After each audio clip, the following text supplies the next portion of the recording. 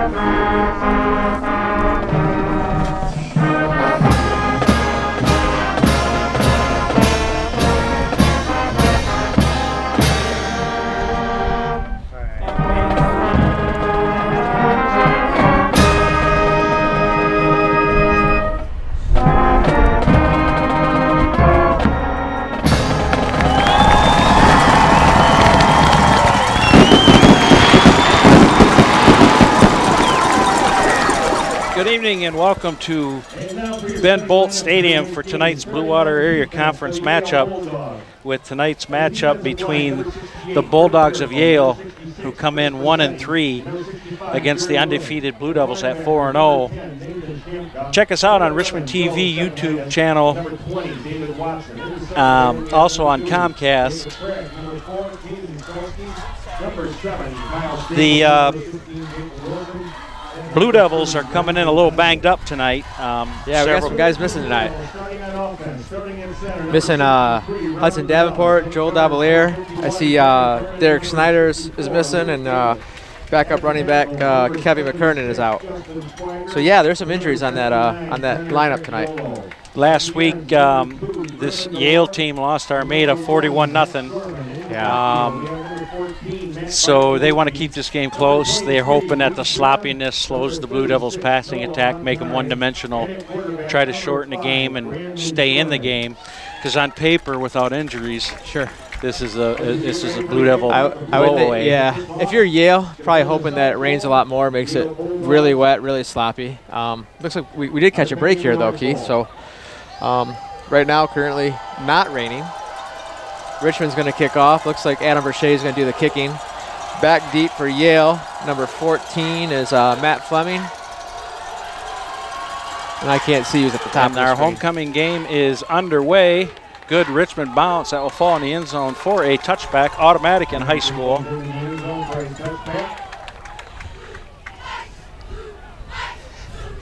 So the Blue Devils start off on defense.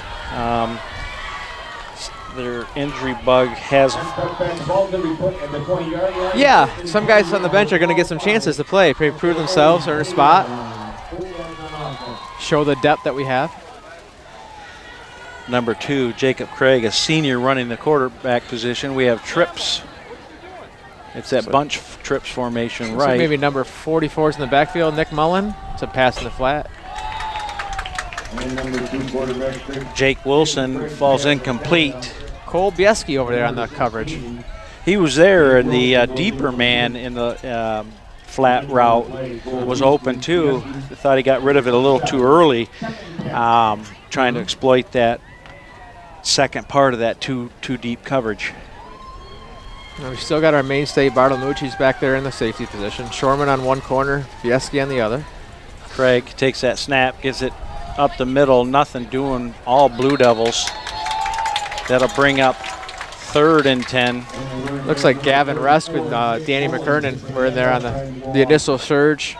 Crecchiolo got in there afterwards. It's good to see him back healthy. Yeah. I know he was banged up a couple games ago. Number 56, Gavin Rest. Holds the other defensive Blue Devils. Surprised that I didn't know Yale ran so much out of the shotgun. I thought they were more of a ball control running team. We have a flag or Problem with the spot? Problem with the number in the box. The down marker. Yeah, it's actually 3rd and 9. They have 4 in the box. That down marker might be busted. Yeah. Something for Mr. Reinhardt to fix this week. Well, it's interesting. Yale has traditionally run the old Michigan wing, single wing, but with Mark Ladd, who's a Richmond teacher, longtime Richmond football coach, is our offensive coordinator. Kind of changes some things up. Craig avoids good tackle. Good tackle by Shorman on the corner. Stops about 4 yards short. Jake Wilson going to be short. Gain of about 6, bring up 4th and 4 from the 26. So here's where those injuries kind of change your lineup. Derek Schneider normally would be back for Richmond. And Davalier. Now we have Jake Ball, Jr., getting a little time, show what he can do. Yeah, he's a quarterback, so he should have good hands. And should demonstrate good decision-making abilities. Snap. Kick is away. Not even close to him. Short kick. It's going to end up being a net gain of about 13 yards. Blue Devils will take over on the 43-yard line of the Bulldogs. So excellent stop and excellent field position right off the bat. Yeah. Yale only used up about 1 minute and 40 seconds of the clock. Yeah, they don't want that. No, they need to possess the ball and basically play keep away if you're going to have a chance tonight. So Shorman bringing the team up. Brandon. Montanari is going to be your featured back tonight. Zach near side. Montanari just on cue gets it. It took 4 Bulldogs to take him down. Initially hit probably maybe after a 1-yard gain. Gains about 4. We'll call it 2nd and 6. He is a load to bring down. Right. Yeah, Montanari is a load for anyone to bring down. That is a big running back there, and he's strong. Yeah, and you were at the Croswell game. I wasn't up to that game, and I heard he had some great runs there as well. He did. He broke a long one, probably for at least 50-plus. He's fast. He was a sprinter in the middle school, and nobody could beat him. He takes that up the middle. It's going to be about 3rd and 4. It's got 4 in the box, but it is 3rd down. The box is off. Maybe they can work on that at halftime. I'm wondering if maybe the clip to push it up and lift it up broke. Big play here. Definitely 4-down territory with Yale not moving the ball much. You know, and with Coker being the coach he is, he's already got the 4th play in mind. He's calling 3rd down based on what he wants to do on 4th. Doesn't matter. It's going to be a 1st down. Montanari bounces it outside. He does get enough. Probably got 3 yards past. Be 1st and 10 for the Blue Devils on the 30. Montanari, though, you like to see that where he didn't run out of bounds. Turned upfield. He gives one more hit. Yeah. He get put lower to shoulder there and hit the guy before he could hit him. And you teach your running backs to do that, to give the hit rather than receive the hit. Absolutely. So Shorman, twins to his right. Zach, his brother, to his left. Up the middle. Here he right goes. on cue. Montanari. Big yards up the middle. Big hole. Nice job there by the line. Gain of about 18. You were right on cue calling that and going to him tonight early. I tell you, it starts with that line, though. It starts with the center and the guys next to him because they opened up a hole there. He wasn't touched for at least 8 yards. And that's hard to do, running up the gut. Yeah, you're quicker than I am. I might have even made it through that hole. Right. You gotta give those big guys up front the credit they deserve. Yes, they don't get their names in the paper, but they are certainly good. Just ask Emmett Smith. Exactly right. So we got Shorman taking the snap, gives it to him off tackle again. He bounces it outside, lowering that shoulder again. He's still keeping his feet going. Took about 5 or 6 Bulldogs to bring him down. This is one of those statement drives. I bet you just out of spite, Coker says, I'm not throwing the ball. I'm just going to pound it down your throat, stop me, and we're going to run it in. And then they'll adjust, and then he'll go over the top. Exactly right. But right now it's one of those, hey, we're getting 5-6 yards whenever we want it on the ground, so make an adjustment. So 2nd and 5 from the 8-yard line. They can get a first down inside the 10 here. Shorman with Montanari behind him. Doesn't get touched till 3 yards down the field. He's still inside. churning. He's at the 5. He's going to be about a yard short. 4 down territory again, Keith. Yep. You know, he's 3rd and 1, 3rd and 2. He's going for this. You know, and Yale continues just to leave just 7 guys in the box, and I think that's a favorable matchup for the offense. You know, they're gonna put hat on hat and go straight ahead.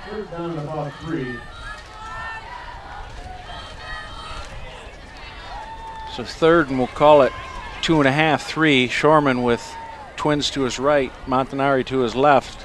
Nothing untouched to the end zone. There it is. Called it. That was a big hole, and give those, again, that offensive line pushing their guys around. Yeah. Manhandling them right now. They've taken that line of scrimmage and put it 3 to 4 yards into Yale's backfield before the running back ever gets there. And when you have a punishing back like him that can get his momentum going and his speed going, you know, he can do some damage. If you're on defense, you want to hit Noah when he's going side to side. You don't want to try and tackle him when he's coming downhill straight at you. Josh Barton's extra point is good, making it Blue Devils 7, Bulldogs 0 with 6:53 to go in the first. Keith Bartels, Scott Simmons, Jason Robbins, our producer. Richmond TV 12. Check us out on YouTube. It's a great way to start your homecoming football game. Yes, it is. Big night tonight, homecoming. On camera, we have Tristan Dooley and Tyler Blish. Always do a nice job. We have fireworks tonight after. Local firework place donates fireworks.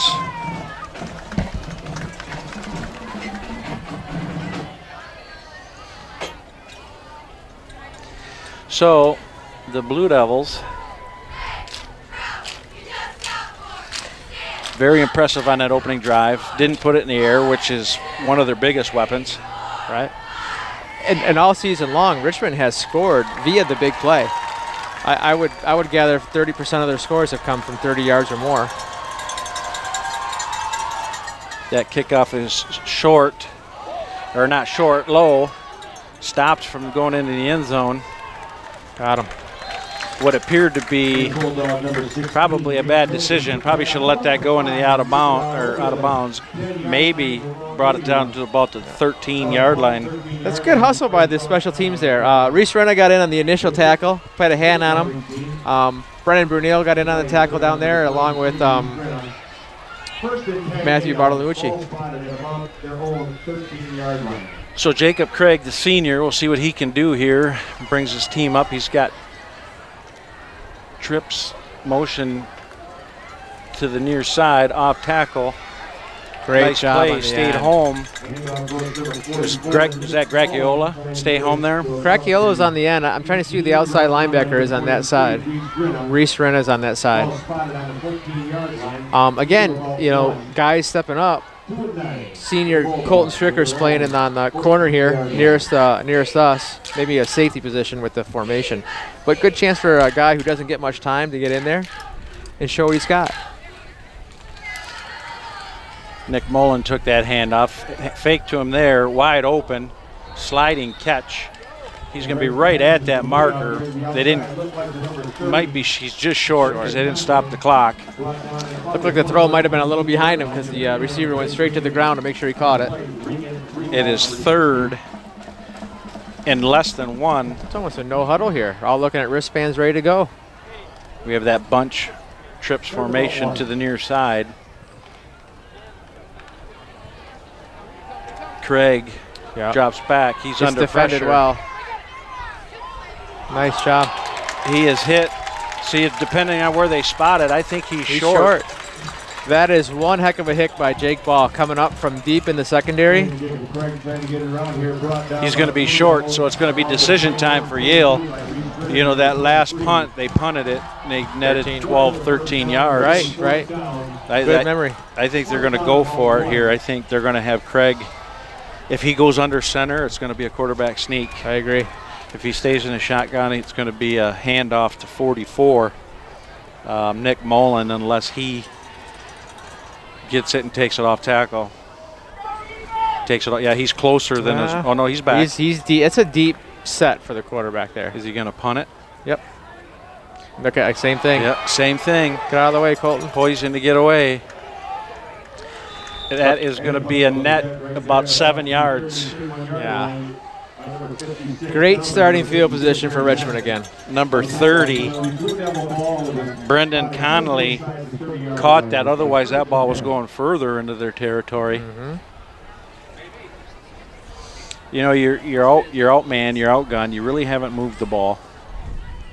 You're up against the front that's a lot tougher than you are. Correct. But what do you have to lose? Right. You know, pretty conservative, especially when, like you said in the last drive, the Blue Devils are pushing Yale back 3-4 yards off the line of scrimmage, just dominating.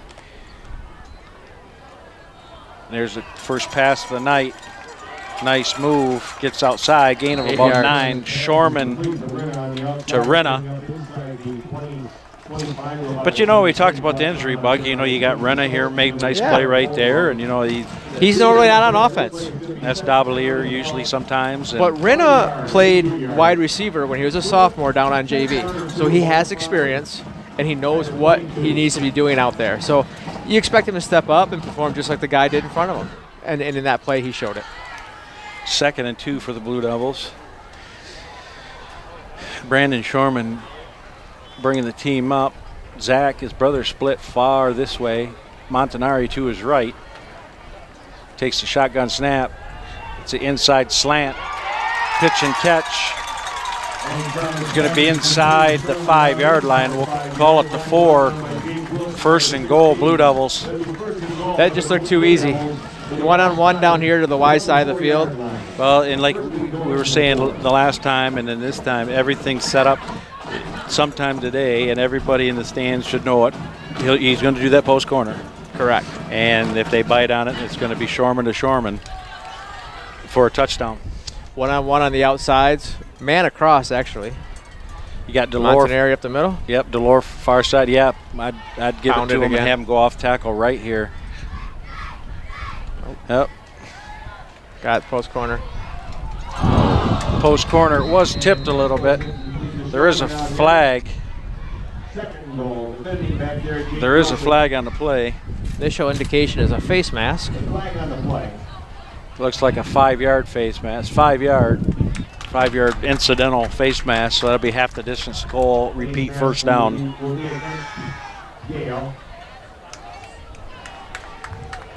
Half the distance to the goal. Well, I think you're probably going to see Montanari in this one. I do too. This is one of those statement things. You know what? We're going to line up. We're going to hit you harder than you hit us. Nothing fancy here. So we have Montanari to the right of Shorman and shotgun. Delore far side. Twins near side. Off tackle. Untouched. Doesn't get any simpler than that. That would have been good from 90. You know, he just. Richmond's line is just manhandling them. They're taking the guy across from them and turning them whatever direction they want them to go.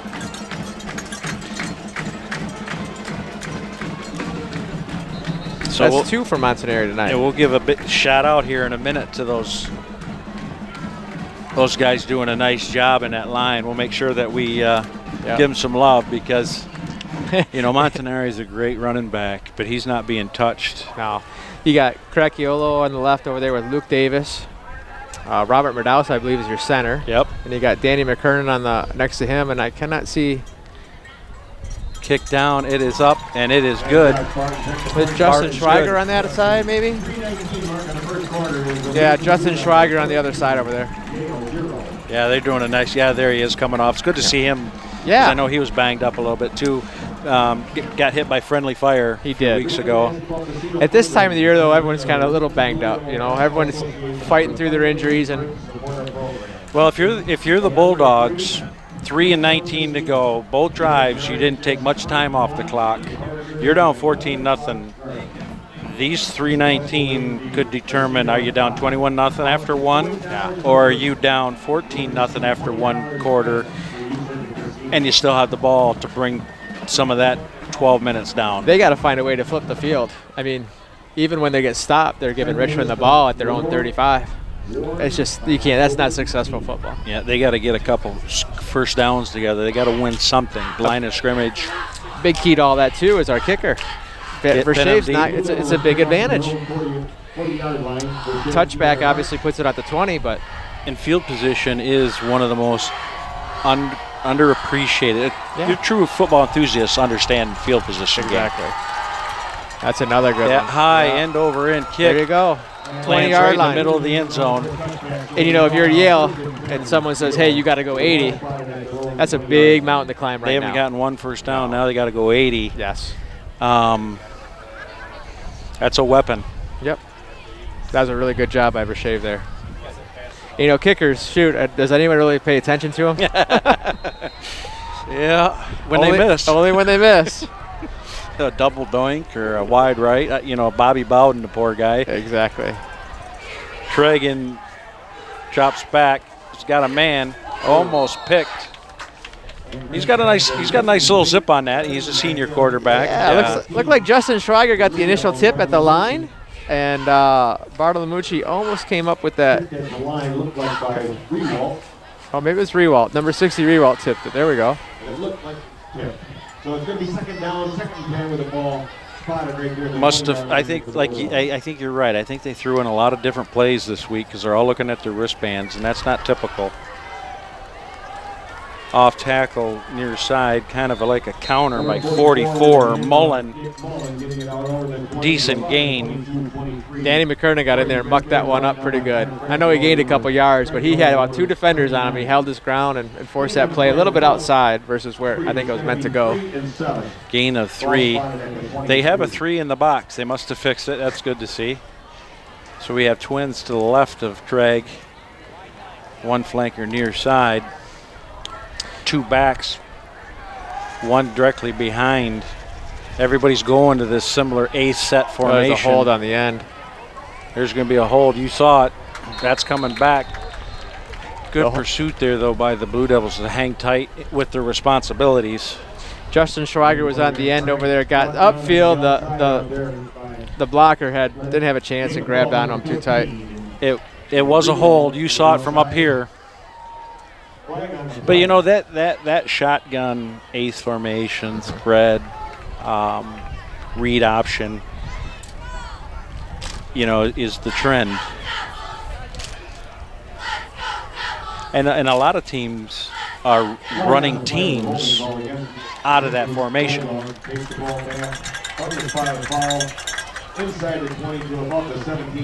So that's a big setback for the Bulldogs. It'll be third. Going to make it third and about 13, taking it down inside. They're marching it off deeper, so we're going to see where they finally spot the ball. It's going to be third and about 18. It's a long ways when you haven't made 10 in 3 plays. This is one of those things where the linemen just want to pin their ears back and have a little meeting back at the quarterback, So we have twins near side, flanker left. Craig in the shotgun. Inside handoff, almost dropped it. 2 guys unblocked over there. Cracchiola and Rinna on the left side. Nobody blocked them. Was it Peterson on that? Cracchiola was the initial tackle. Yep. But a penalty, hard to go 80 yards. Now they're backed up punting. They've had a net punting gain from the line of scrimmage when it's been inside the 10-yard first down, 7 yards and 13 yards. So look for the Blue Devils to get this inside the 40 of the Bulldogs. Or better.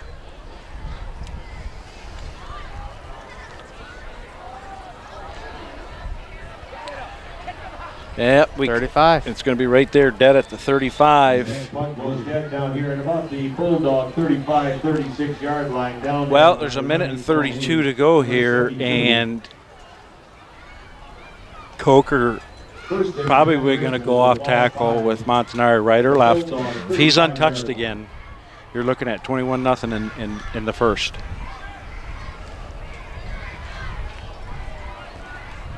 On this 2019-20 homecoming, so far the weather is being nice. I think Richmond can pretty much do whatever they want on offense, and I think it'd be hard for Coker not to take a shot right here. Yep. Yep, that's a good pass. That's a little play-action pass. Rolls to his right and hits Delore on a skinny post. And he showed some pretty good hands there because it looked like it. He did. It was up on his pad for a while. Little bit. Yeah. But when you have Delore on the right side and you have his brother Zach on the left-hand side, and then when Snyder's healthy, there's a lot of weapons. They got to defend the whole field. Correct. A lot of weapons. You know, Coker's so smart, and you know he's been around the game for a while. He's going to find an advantage, and then he's going to take advantage of it. He sure does. Twins to the right of Shorman, Montanari to the left. There he goes. That's a quick out. Here's a hold. It's coming back. Coming back. Yep. A couple of linemen turned around and said, "Hey, wait, who, me?" Down there by number 2, Jacob Craig, depending on the play. We have a holding, so and that was just a simple out, pitch and catch, gain of 4 yards. But again, to set something up later, maybe the out and up, the wheel route. Yeah, that corner is sitting kind of tight to Shorman. And that later in the game, they'll exploit that. And that's a spot foul, so that's going to be more than first and 20. About 21, 22 maybe? So we have Zach Shorman near side, Twins to the right with Renna in the slot. Off tackle to Montanari. Montanari gains about 12 yards. There's a good kick-out block on the top by Schweiger. Open up that hole. That might be the last play of the half. We'll see. It was 17 and counting. See if they get one more off here. Coker's looking at the clock. He's probably saying, hurry, hurry, hurry here. We'd like to get one off.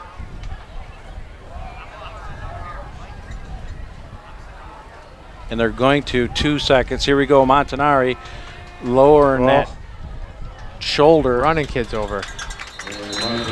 About 5 or 6 Bulldogs to take him down. First and 22, you're going to have about 3rd and 4. It's going to leave us about the 3rd and 3 or 4, depending on where they spot. We'll see. Keith Bartell, Scott Simmons bringing you Richmond Varsity Football 2019-20 homecoming. Check us out on Richmond TV 12 YouTube channel for all Richmond local events. I know a lot of the good old days events, a lot of Richmond Community Schools events, and a lot of Richmond activities are produced by Jason Robbins. We have Tyler Blish and Tristan Dooley on camera tonight. Fireworks show after homecoming festivities. So far, Mother Nature is being nice. It was not looking good there for a while. No. And then maybe this is a little lull in the storm here because on the radar today it didn't look real good. I think the timing has been pretty favorable, to say the least. The rained a little bit at the beginning of the parade and during some of it, but what looked to be a horrible night weather-wise has turned into being a pretty nice night as long as it continues to hold off. I will say that the crowd has started to filter in a little bit here and starting to a lot of optimists out there. Yeah. So here we go, 3rd and 3. Shorman gives it to Montanari. He's going to be short. About a yard. It's going to be 4th and 1.5. Now they've been kind of going side to side on angles, right? Right. Maybe this time straight up the gut, straight ahead running for a yard. Yeah, you're right, because you've been going off tackle, Correct. out, both right and left. That one play, the middle parted, and see if they go back to that. They're going to have to hurry here, though.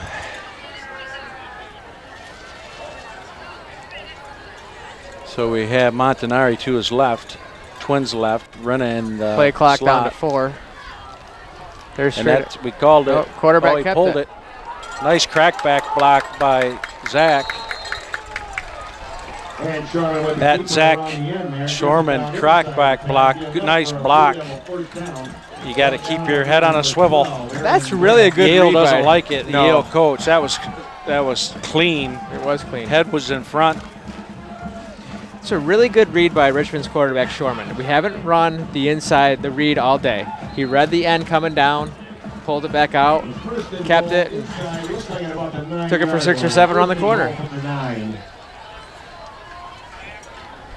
Nice play, nice read by Brennan.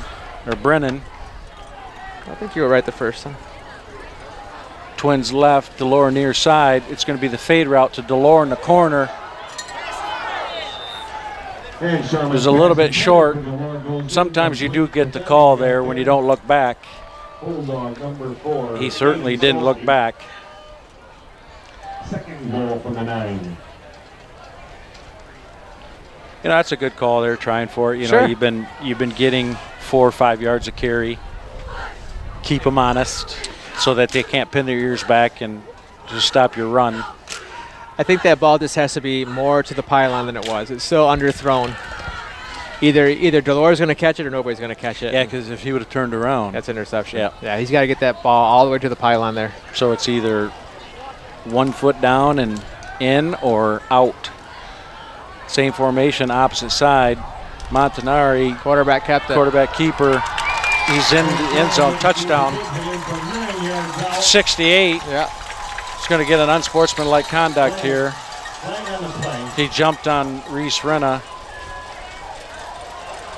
He wasn't doing anything. He was on the ground on the bottom, and 68 was, while he was down, jumped on top of him. This should not be unsportsmanlike on both teams. Just one way. Should be one way.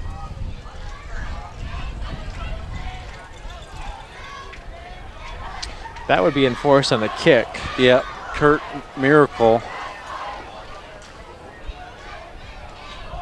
Let's see what they call here. Still waiting. Anyways, with 10 and 53 to go, the touchdown's good. It's going to be on the kickoff. No We're signal waiting yet. for the. Well, he's going over to. He's going over to talk to the coach. So you wonder what's going to happen here. Is there going to be an ejection?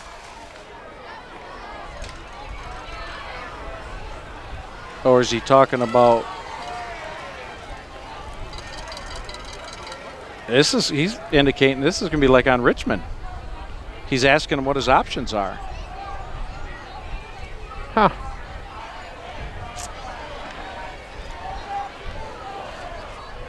Coker's asking for an explanation. Here he comes over. Yale's not throwing a fit over there on the sideline, so it must be to their favor. Richmond looks like they're backing off. That flag was after the touchdown.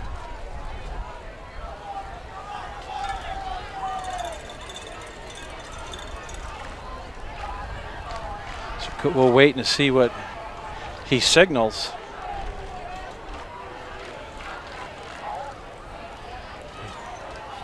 Holding, touchdown's good. Holding against Yale. Personal ball, face mask. And he kept pointing that that's going to be assessed on the kickoff. Must be after. Everything So was it after the play. the holding. And I think the holding was when 68 jumped on top of Renna. So he's going to call that holding because he didn't let him get up. Maybe Renna's grabbed his face mask when he's down there. So both penalties would be assessed on the kickoff. Touchdown's good. They had a lot to figure out down there. Yes, they did. So we'll see. We'll be able to see what the call was by what they march off on the kickoff. But I think you're right. I think it was holding and then the face mask, like after the fact, unsportsmanlike because he grabbed his face mask when he jumped on him. So Zach Shorman to hold here. Barton to kick.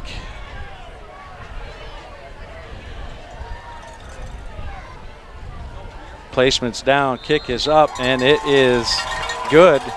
Blue Devils 21, Yale nothing. So we'll see what they march off. Well, since 1959, I know the two communities probably played before that, but they've been keeping track officially since 1950. First time since 50. Because I know Ben Bolt, who the stadium was named after, coached in the early 1900s through like 1925, 28, maybe to 32-ish. I'm sure Yale had a team. I'm sure they played for Bologna or something. Bologna exactly Festival. Right. There you go. But since 59, the Blue Devils are 25, 15, and 1. And the current run is 6 straight for the Blue Devils. And how far back does that go? The current... Since the BWAC, right? Oh, it's in the BWAC, the Blue since 02. BWAC originated in 02. Yep. First time they've been in the league together. So they were 12-5. Got it. And Richmond's got 6 in a row at this point. They were 6-5 up until this most recent streak. Wow. Now it's 12-5. On their way to make it 7 in a row. So they marched off the holding, then the face mask, and ends up being a 5-yard penalty against the Blue Devils, which makes sense. 15 minus 10 is 5-yard difference. High end over end kick, fielded at about the 15 by 14. He does have a lane. It closed quickly. There's going to be a flag. That's going to be a late hit. My guess is it's going to be a late hit. 14. Josh Barton got the tackle on that, number 84. Matt Fleming. Return of about 15. And that's going to be a 15-yard unsportsmanlike personal foul. Well, if you're the Bulldogs, you needed something to happen, and that 15-yard penalties have been their best offensive weapon so far. So Craig and the Bulldogs. Looking at their wristbands, they have twin slot to his right, single flanker left. Craig drops back, 3-step out of the shotgun. Nice pitch and catch. Gain of about 7 yards. Wilson on the carry. Reese Renna got up there a little late, pushed him out of bounds. Nice play there. He did. You give Renna credit. He had a line on him.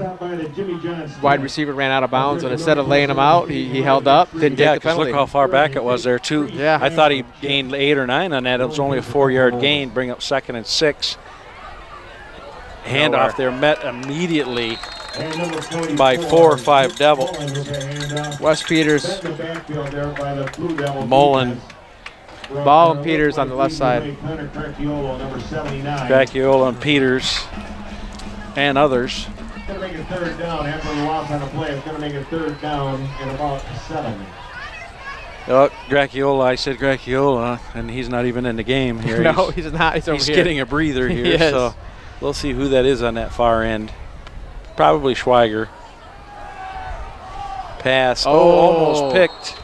Colton Strickland had to hit him in the wrong spot. Hit him right in the hands. In his defense, he had his eye on the guy. Yep. He didn't see the ball coming at him. But if he just saw it coming. Reese Renna there on a corner blitz.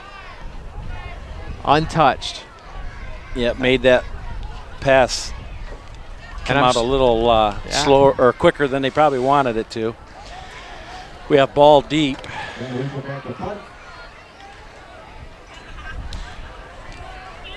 That is going to have a net of about a 5-yard punt. That's when you can't move the ball and you're struggling moving the ball, and your punter's been struggling. It's makes for a tough night field position wise. Richmond with the ball being spotted at about the 47-yard line. The Blue Devils 47-yard line. So 9:55 to go. Blue Devils 21, Yale nothing. Yale's yet to put up a touchdown in the last 5 quarters. This will make it 6 if they don't score here in the second. Shorman shotgun, inside handoff. Here he comes. Oh, keeping those legs churning. Here's where you want, that's where you want to whistle before you get hurt. They're holding you up as others are coming in to hit. He still didn't go down. No, he's strong, and like with the line playing so well, they're not hitting him until he gets a full, full steam ahead. Montanari is one of those kids too that has, like a lot of the Richmond kids, they have a work ethic and they have a mindset, and that's important, Yes, it does. And that comes from the coaches.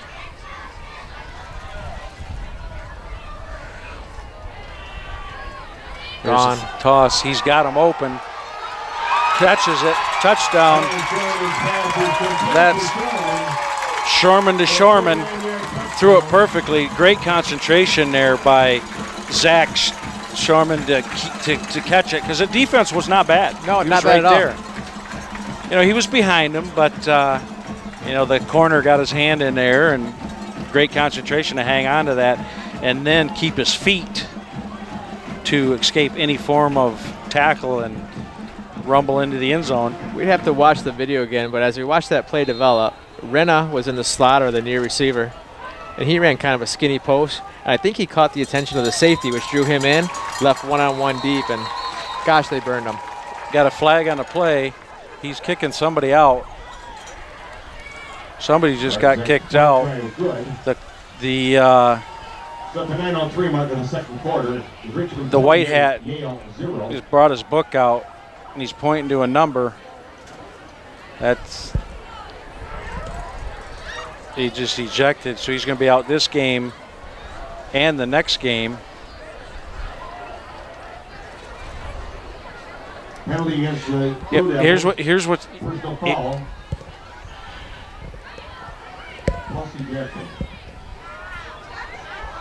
here's what you hate, and that was ball 15.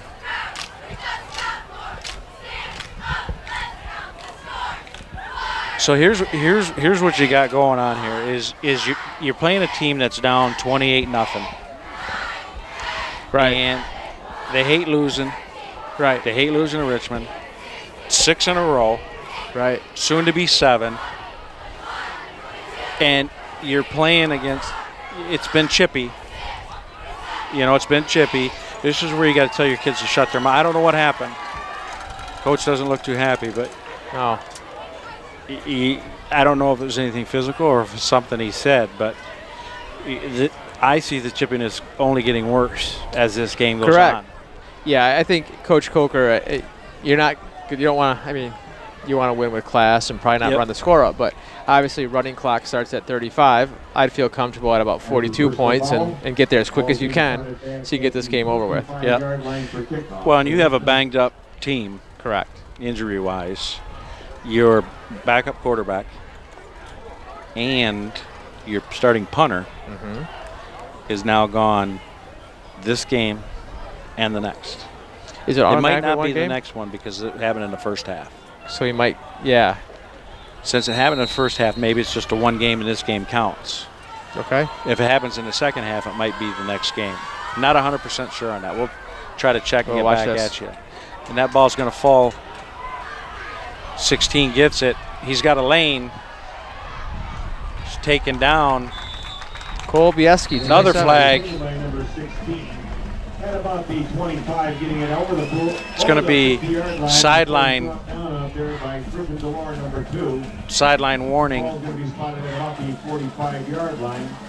I don't know if that's I think it's going to be a sideline warning. It's a warning.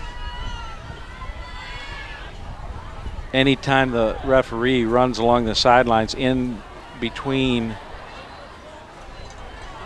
the white lines, that's actually the soccer line now, but the soccer line and the playing line, you got to be out of the official's way. Any contact whatsoever, you can't stand there. There's probably a coach. 'Cause I know coaches are constantly telling the kids to get back, but then the coach doesn't. Ref runs into you, it's a penalty. Next one will be 15 yards. That was just a warning. Craig Delore on defense now. Sorry to interrupt you there, Keith.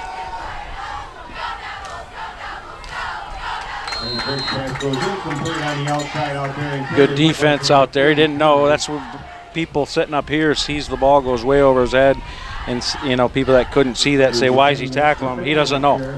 He doesn't know that ball's game speed right there. Is that what were you going to say?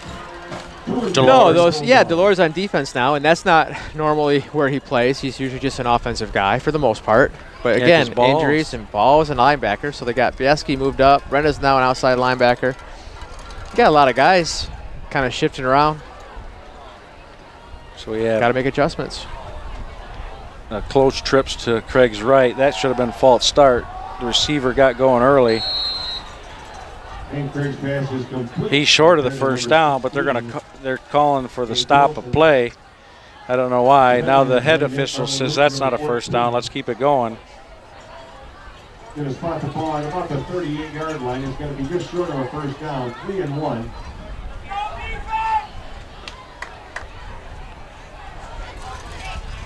So Craig barking out the signal. I don't even know if he's barking out the signals because they're holding up the play card and they look at their sheet. Craig, quick drop. That's the second time. Same play. Wilson. They're just kind of running a corner or a safety. They ran it twice in a row. They like that little sit-down route. Yeah. Pick six. Yeah, they're read it right. Just far enough to get past the corner, and then set it down so you don't have to deal with the safety behind over the top. Twins to the left. Craig with motion away. Little play action pass. Here's a flag on the play. Been a lot of flags today. Their ass. See what this is going to be. Reagan Rewalt made the tackle there, Keith. Now he's a sophomore, getting some time, and he's a strong kid too. So it's good to see him out there, getting time, getting experience. So it is a holding. So the Bulldogs moving the ball, getting something going, and backing up. It's going to be tougher for him. First and 20. Second and 20.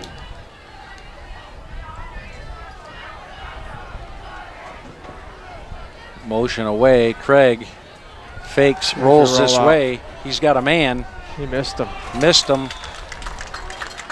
That's a tough throw to make. You know, you're rolling, you're right-hander, you're rolling left. If you don't quite get your shoulder square and try to throw a dart on an out, right? You know, 20, 25 yards downfield, that's a tough play. It's a play you got to make, but it's still a tough play. Exactly.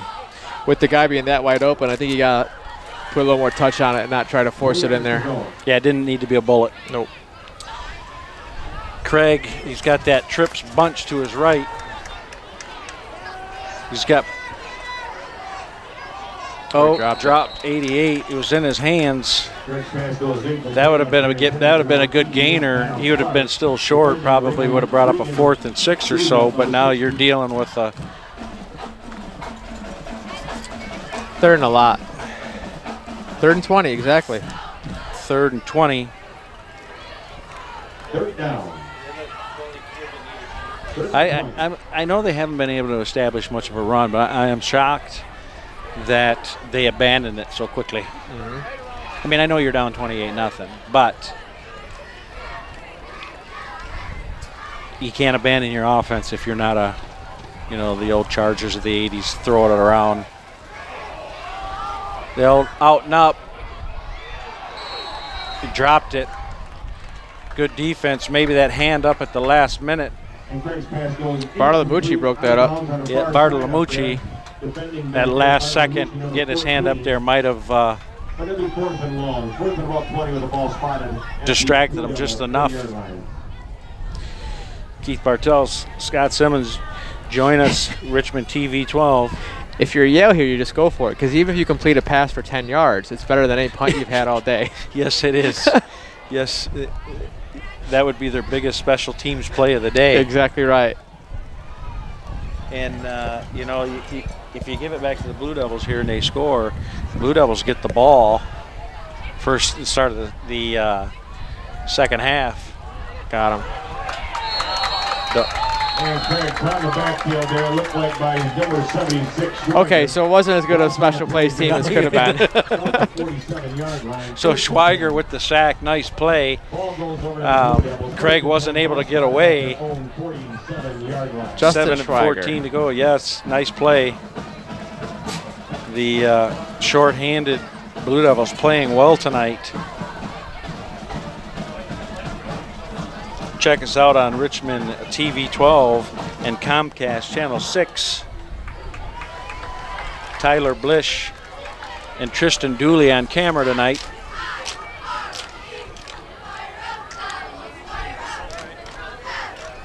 See what the 7:24 on the clock. 7:24 on the clock. There's a clock issue. 7:24 on the clock. Also look for them up in the stands and support the boosters. Buy those 50-50 tickets there. What was it, 7:21 on the clock? 7:14. Yep. 50-50 tickets. First and 10 Blue Devils. Motion near side. Renna, he gets it. He's got one man to beat, lowers that shoulder. And Renna with going around this side gets it inside the Gain of about 5. Maybe 4, we'll call it 2nd and 6. It's a good hard run right there. Renna delivered the more of a hit than the defender did. Well, and I like that, and I know Coker and those guys work on that. That, you know, you have to be the one hitting, not taking the hit, and you're more apt to stay healthy that way too.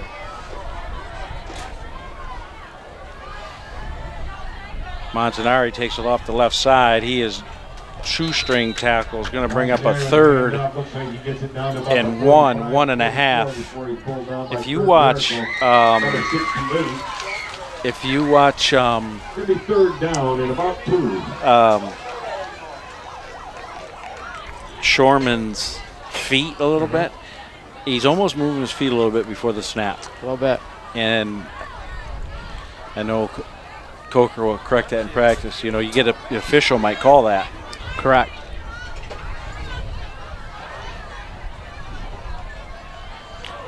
Montanari takes it off the right side. Gain of about 6. Whoever is the right side of our line is just blowing that guy off and opening a great hole. I think that's Justin Schweiger You got on our Schweiger. end. Yeah. And he's not getting 51, any is that help. McKernan? McKernan's there too. Those guys. I mean, Well, the like you Bulldogs said. haven't had an answer all night for Montanari. Here's a timeout with 5:50 to go. Blue Devils in Bulldogs territory again. Looking to add before halftime, before the halftime activities. And you know, after the game, Keith, they got Pyro Joe's is putting on a fireworks. Yep. Just, maybe the weather holds off just long enough to get those in tonight too. Yeah, you know, because the latest radar has it coming later. So depending on how this one finishes, whether it's a long second half or it's a short second half, because I don't know if it's 9:30 or 10 o'clock when it's coming. It looks like it might have kicked south of us. A little bit of time. There's a gap there. It will also be used in the construction of an auxiliary gym at Richmond High School, installing synthetic turf So, on the football and soccer field, Brendan construction and improvements to the softball and baseball dugouts, Shorman, remodeling and first down. expanding weight rooms at the middle and high school. Remember to vote. Brandon Shorman takes it, gives it. Nice catch. And that pass is complete from Shorman to Shorman, taking it in. Nice catch. Double post right there. And Yeah.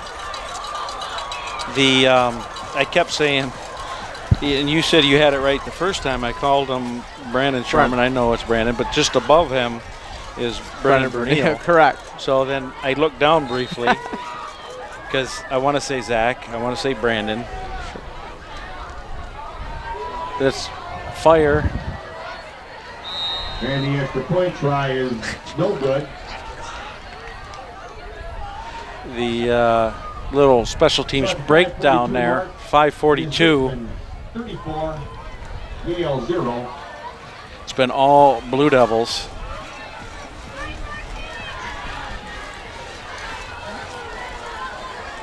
So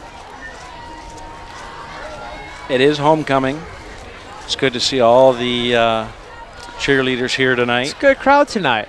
Good crowd. The weather broke and got better. Good student section. And you know, you hate to see poor weather on homecoming. It's just not all the work that's gone into the floats and into the court and Yes. the alumni that come back and The girls and their dresses and yeah, Mother Nature's done a nice job of holding off so far. Just like we said earlier today, it was not even about 4:30, 5 o'clock. It did not look promising, but right. looks like it might have gone a little south, and there's a window here. We'll take it. They will pick off to the 40-yard line. I'm sure Coker's going to be a little miffed about the missed extra point there. That would have given Richmond 35 points, and I believe under high school rules, Keith, that then would lead to a running clock. Nice high end over end kick, fielded at the 10 by Wilson. He gets it out to about the 27, 28 yard line. Yeah, 35 is the magic number. The kind of a mercy.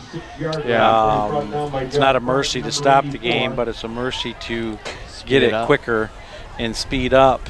They and then they don't.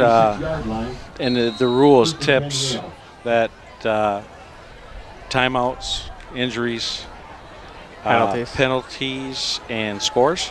Correct. Is the only time the clock would stop. Here's a pass out to the flat, dropped. Nice pass. It was right there. See, Reagan Rewald's on that play again. He's a little slow following that running back out of the backfield there, and that's an experience thing. Ganuichi there was in his hands. There's been a few drops tonight. It's not the what's caused a 34-0 route so far. No, but it would have helped their cause a little bit. No, they haven't been able to move the ball and haven't been able to stop the Blue Devils. Inside handoff. Renna. And number 44 with a handoff. Nick Mullen goes straight up the middle. Mullen 30 to number 32 before he's brought down gains about 7, bring up 3rd and 3. 3 and about 4. Yeah, I don't want to make light of it, but is this 4-down territory with the way your special teams have been tonight? If you're committed to 4 downs, I think you got to run it here. You're right. Craig gets it over the middle. Nice cross. Caught. Wilson runs out of bounds. And that pass was complete from Craig to number 16. Gets it at midfield. First down of the night. Right? Am I right? Or is that? I believe that is the first down. Because when they had the ball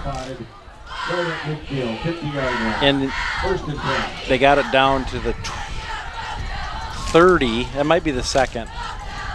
They had a penalty in there too. Who knows? Twins near side. Craig still in that shotgun. 2 backs by him. Inside handoff. There is a hole there. Nice gain on the play. Gain of about 9. 2nd and 1. Number 14, Bartolomucci. 2 and about.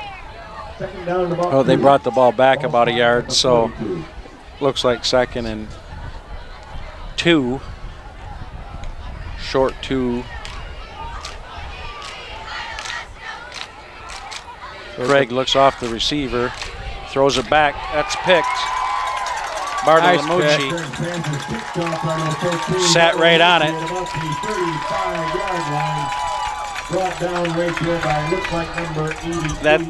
The quarterback made the Cardinals sin there. He's rolling right, stopped and threw it back against the green and back against his body. Everybody's rolling that way. And Bartolomucci made a nice play stepping right in front of that. You know, those Yale receivers have kind of been turning up right in front of him all night. And at some point, he's go, okay, I'm going to sit on one and I'm going to pick it off. And that's exactly what he did.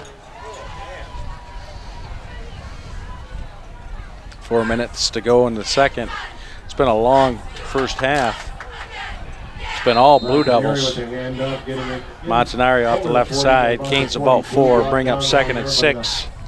This looks like one of those drives where Coker might just want to pound it down there and score with no time left on the clock. Yep, not even give them the ball back. Correct. And they get the ball to start the second half. Yeah. And that Yale defense, I know they're not too platooning, but that interior defense is going to be pretty tired. Delore split near side. Rennan and Shorman far side. Pitching dropped. There's a little receiver screen. Or just a quick pass and get upfield, get as much as you can play. 3rd down and about 6. 3rd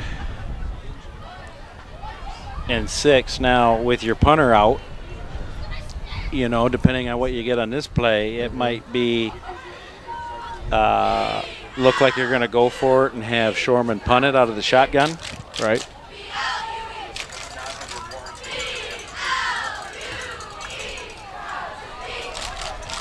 Oh, he slipped. Montanari, he 46 yard line down there. trying to cut that. And probably would have made a couple more yards, but lost his feet. It's going to be 4th and a short 4, a long 3. So it's going to make it 4th down. And about 3 yards to go for the Blue Devils.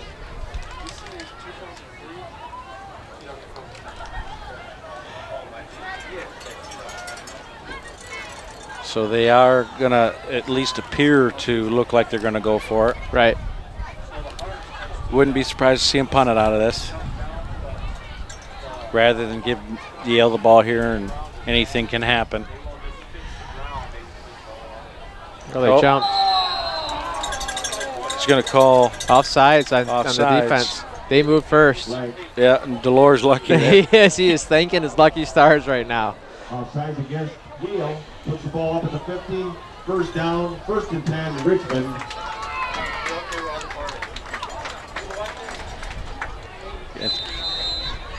So they get him to jump off sides.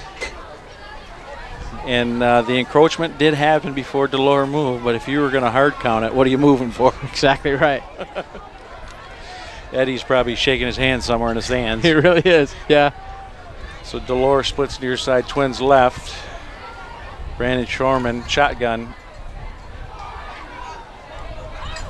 Nice play. He's got some speed. He's got the outside corner. Going out of bounds.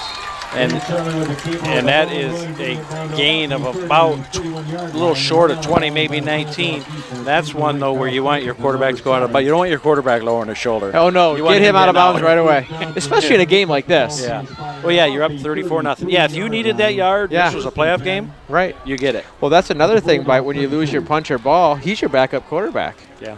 So now Shorman most likely is going to stay in the game the whole time. In a game that's getting a little chippy, you don't want him taking hits. So No, you don't. Yeah, absolutely. Get as far out of bounds early. Don't even give him a shot at you. Brandon Shorman with twins near side. It's Delore with Rena in the slot. Montanari to his left. He gives it to him off tackle. He's got a hole. Oh, he bounces that out. Still dragging him. Took 3 of them to bring him down. He gained about 12 yards. He's got to be approaching 100. I would really, if he isn't there already, he's pretty close. That'll be enough for a Blue Devil first down as the ball is being spotted at the Yale 20-yard line. First and 10, Blue Devils on the Bulldog 20, knocking on the door. Yep, Coach Coker's probably working this down, trying to score inside a minute. Yep. Yeah, he doesn't want to give them ball back. Get in the locker room, regroup, tell your kids to stay quiet. Montanari caught in the backfield by number 2, Jacob just Craig. didn't hold our block there long enough for him to get outside. Loss of maybe 4. Bring up 2nd and 14. That might be the first play for loss. I bet you're right. Outside of a penalty, yeah, an extra play. Keith Bartell, Scott Simmons bringing you Richmond Varsity Football 2019-20 Homecoming. Check us out on Richmond TV 12 YouTube channel. We have Tyler Blish and Tristan Dooley on camera tonight. Brandon Shorman, shotgun, power formation to the right. Fakes the handoff. He's got Always Renna wide wide open. He had Renna wide open, and he had Shorman wide open.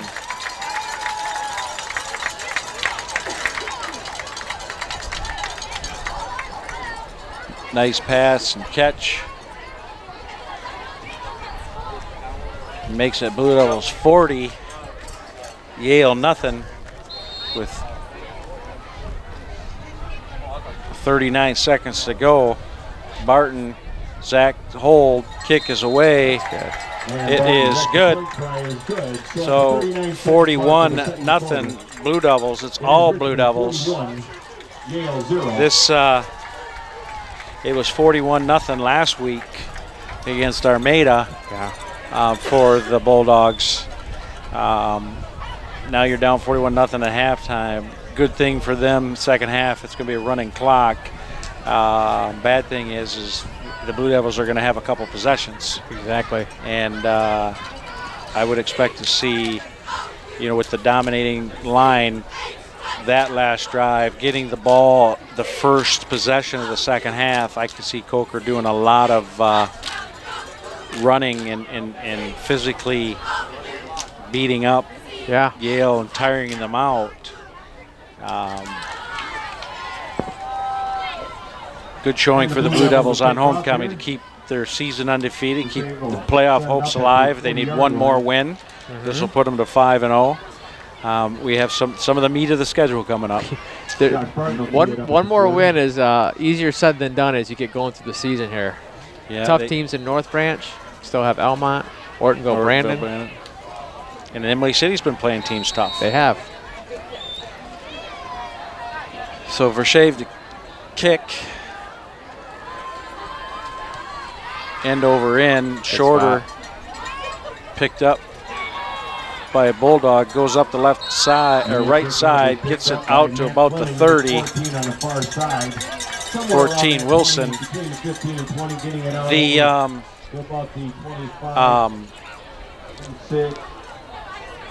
Blue Devils got to get healthy for that run. Have to. Because at 6-3 you're not hosting, and you're probably playing a number 1 seed. Right. At 7-2 you could host. Yes. So you could be playing a 3 seed. You run the table with some B's teams on the schedule left to get some bonus points. You could host first, second round easily. Little swing pass here to 16. Wilson. Short gain on the play. Maybe a yard on the play. That should be enough to get us maybe one more play. If not, at least get us into halftime here. 16 seconds to go. Couple more plays barring an incomplete pass or a timeout. This could be the last play. We got 5 and counting. See if they get it away. or get it off. And it's not going to get off. Took too much time. It's been all Blue Devils. Keith Bartell, Scott Simmons. Tonight, Tristan Dooley and Tyler Blish. Jason Robbins, our producer. Blue Devils 41, Yale 0. This is not a final. This is just the end of the second quarter.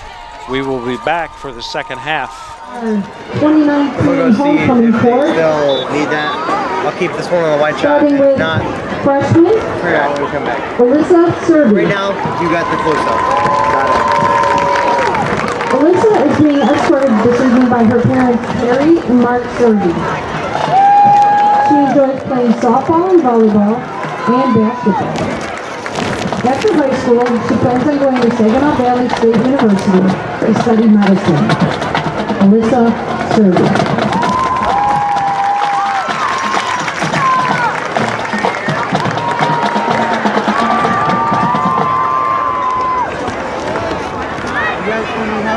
Freshman Gabe Brockett. Gabe is being escorted by his parents, Rebecca and Bo Brockett. Gabe enjoys running cross country and track. After high school, he plans to go to Oakland to study history and literature. Freshman Gabe Brockett.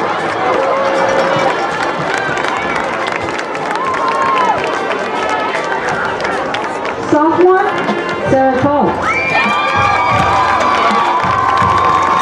Sarah is being escorted tonight by her parents, Erlene and Paul Hall. Sarah enjoys playing tennis and hanging out with friends. After high school, she plans on going to the University of Tennessee to study special education. Sarah Paul. Evan Green, a.k.a. Jesus Verde. He is being escorted tonight by Don and Lindsay Green and Dawn West. Evan enjoys running and hanging out with friends. After high school, he plans on going to the Air Force Academy in Colorado. Evan Green. Junior. They just had their volume down. Junior Maddie Schultz. Tonight she is being escorted by her parents, Joe and Jerome Schultz. Maddie enjoys hanging with her friends and playing travel softball. After high school, she plans to go to college for nursing. Maddie Schultz.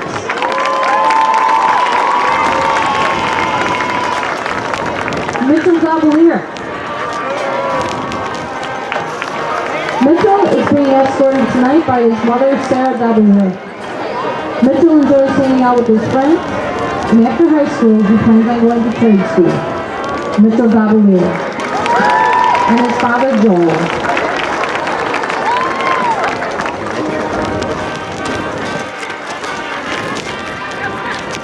Senior court. Madison Daniel.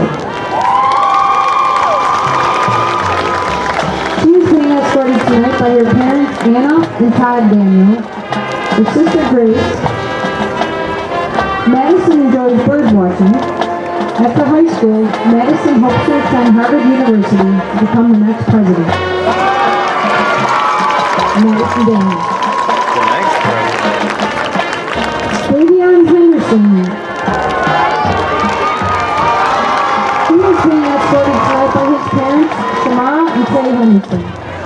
He enjoys playing basketball and helping out his underclassmen friends.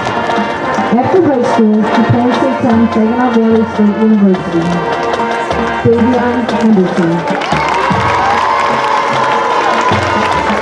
Nicole Logan. Nicole is a senior at IHS. She's being escorted tonight by her mother, Christy Logie, and Donald Marks. Nicole enjoys hanging out with her friends, and after high school, she hopes to attend either Grand Valley or Saginaw Valley University to study nursing.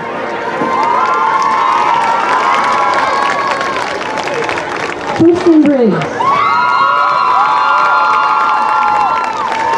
Kristen is being escorted tonight by Jen and Scott Briggs and Eric Arrow. He enjoys photography and hanging out with his friends. After high school, Kristen hopes to attend Parsons School of Design for fashion design. Kristen Briggs.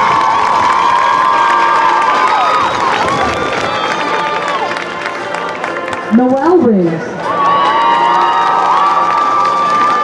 She is being escorted tonight by her parents Heidi and Corey Briggs. Noelle enjoys hanging out with her friends and family and playing with her dog, Lilo. After high school, she plans to attend Michigan State University to study business. Noelle Briggs. Griffin Delore. Griffin is a senior and is being escorted tonight by his parents, Carrie and Ed Delore. Griffin enjoys playing sports. After high school, he plans to go to college to play baseball. Griffin Delore.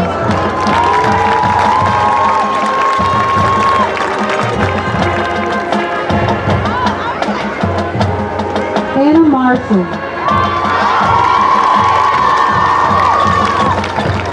Anna is being escorted tonight by her parents Kurt and Victoria Marshall. Anna enjoys hanging out with her niece Zoe and taking naps.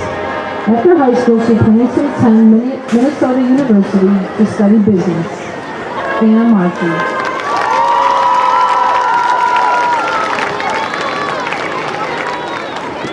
Andrew Zahner. Tonight, he is being escorted by his mother, Sheila Zahner. Andrew enjoys playing baseball and hanging out with friends. After high school, he plans on going to the University of Michigan to study chemical engineering.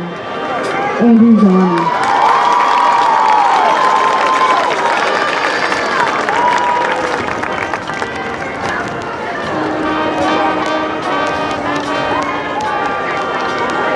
And our little painting queen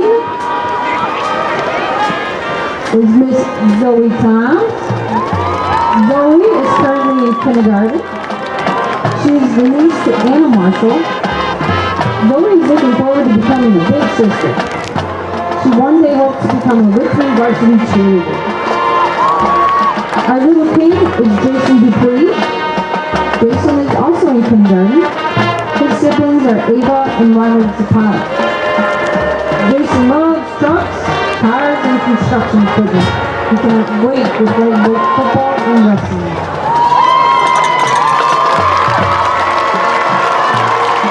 Also on the field are our king and queen from last year, Brianna Sharp and Marcel Fenwick. Brianna is currently studying at Macomb, Early Childhood Development. Marcel is working.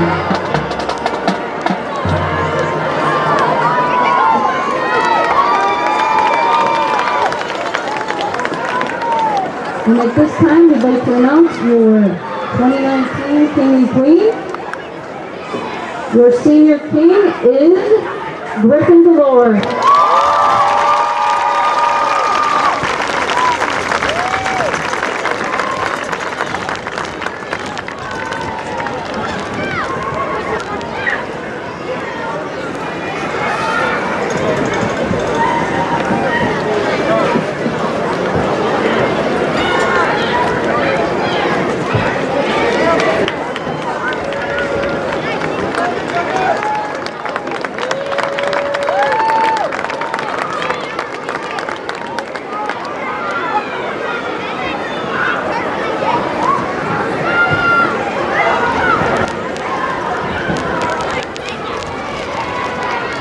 And your senior homecoming queen is Anna Marshall. Congratulations.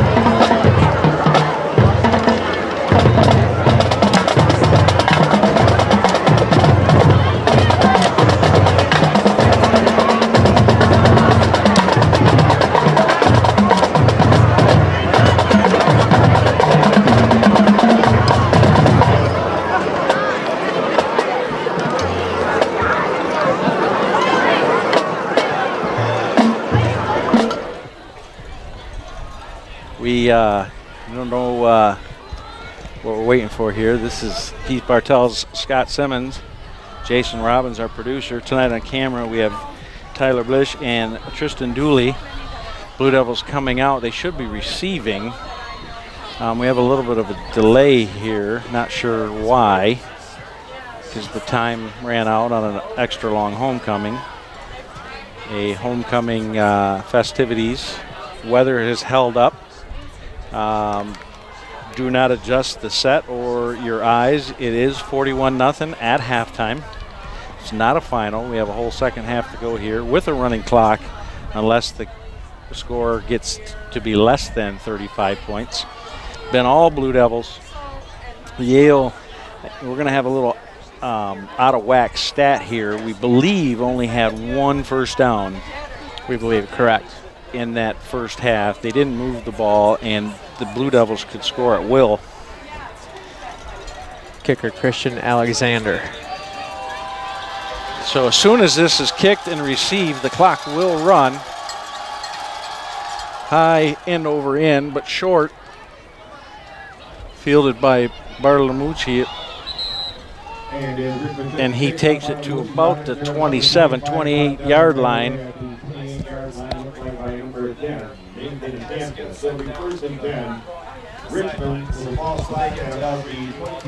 So the 41-0. It will be a running clock at this point in the game.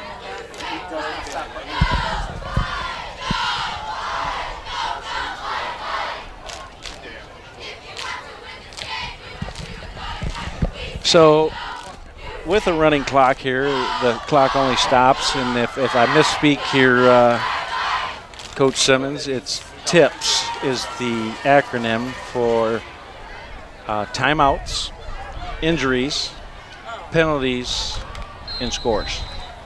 I believe you are exactly right there. So incomplete, obviously at the end of the quarter, incomplete passes, so we'll stop here for an injury. I hope it's nothing serious. That's the backup running back Cole Bieski who got the carry there, and then he was tackled by about 3 or 4 guys over there on the top side of the screen. He was trying to get up, now he's getting back down. It's best just to, when in doubt, just make sure you're okay. Now he got up. That's great to see. They're holding him there, making sure.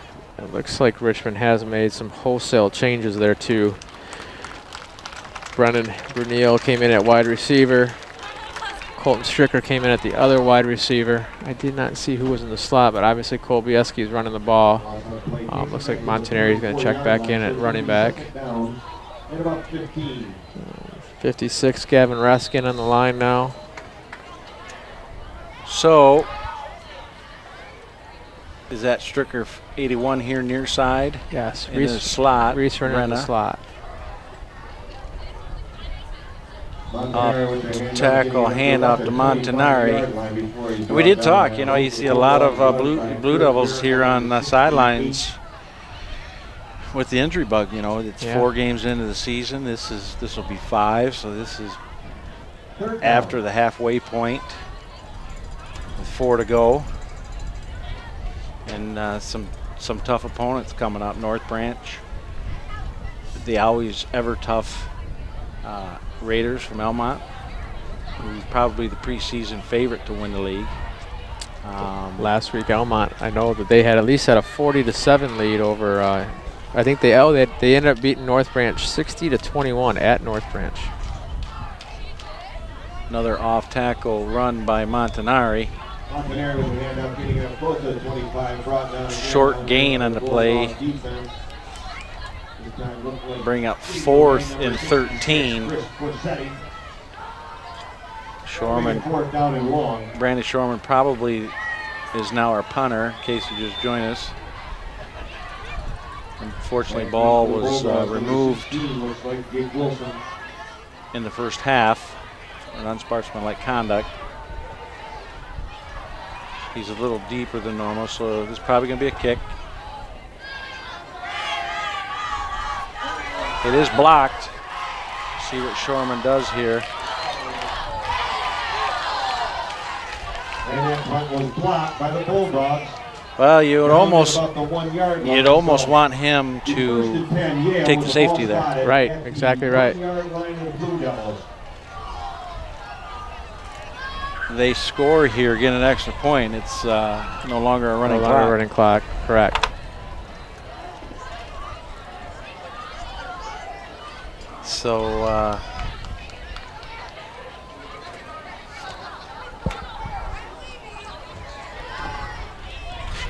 see what they dial up here. Craig still in a shotgun.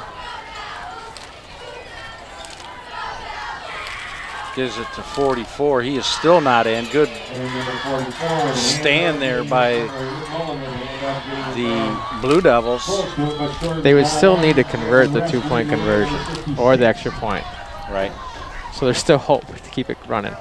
Second goal, inside the 1.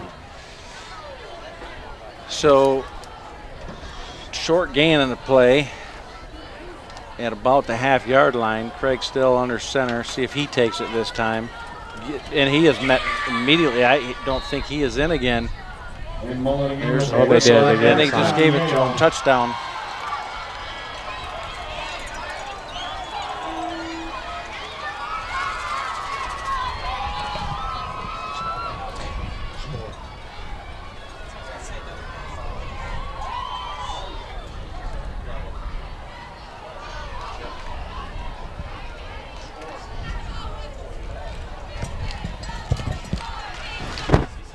So we'll see here. This is an important field goal for the Bulldogs to extend this game. So it's not a running clock. 40 to kick. And that kick is up, and it is good. And the extra point try is good. So at the 7 So that extra point earlier in that first half, it's not going to come back to bite the Blue Devils as far as a game. But, you know, as the Blue Devils, you have, for all intents and purposes, the game's over. You have a beat-up team, some injuries. Yeah. One has already been removed and ejected. And now you can't get out of here. You want to get out of here 41-0, 41-6 without any injuries, and now that's been prolonged. Right. Again, we're not saying we're rooting for that, but you know, as a coach, you would want that in a game like this because you don't want it to get chippy. The game's pretty much already been decided. And we've already seen chippiness in the game today, so Right. you're exactly right. Quicker we can get to the end of the game for Richmond, the better. Well, and you know, Brandon Shorman, your starting quarterback there, and you're going to put. They're still going to fight and try to punch back in the football sense, and the last thing you want is any further injuries with big game next week. High end over and kick. Schweiger catches it and falls on it. Surprised he didn't try to run that. It'd be like, Right. this is your time to run that big fella. That's right. It might not happen again all year. Yeah. He's happy he caught it, but you catch that and you do a couple moves, you might be a tight end next week. That's right. First and 10, spotted at about the 36-yard line of the Blue Devils. So the Blue Devils, McKernan, we got some confusion here. The Blue Devils might have to call a timeout.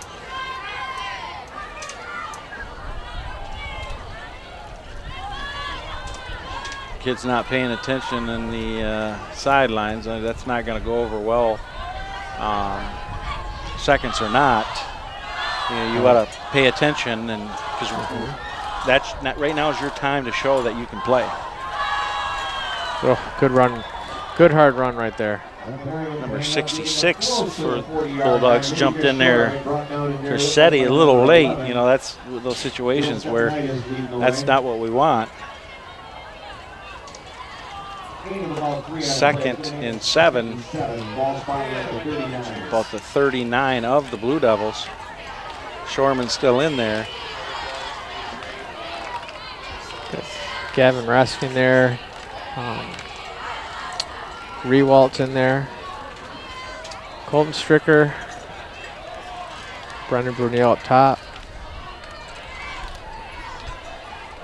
Inside handoff to Montanari, and he's one we can't afford to get hurt. Took all of the Bulldogs to take him down just about. You'd like to string a couple first downs together going here because keep that clock running. 3rd and 7, 6 and 40 to go. Devils 41, Yale 7.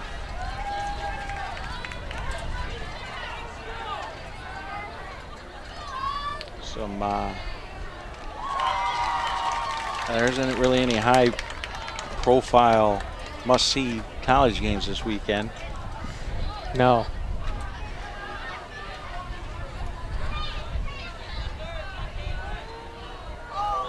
It's going to be encroachment, so that's going to bring up 3rd and 2, 3rd and 3 maybe, which might be, 4-down territory now. Or again, snapping on 3rd to Shorman and have them punt it. Last time they blocked, which gave Yale their best field position of the night at the 1-yard line. Correct. Doesn't get much. Correct. Doesn't get much better than that. But Michigan plays the Rutgers. Rutgers, yeah. Michigan State homecoming plays the Hoosiers. Neither won marquee games. Ohio State, I believe, is at Nebraska. Saturday night game on ESPN. Not going anywhere there, guys. Went backwards.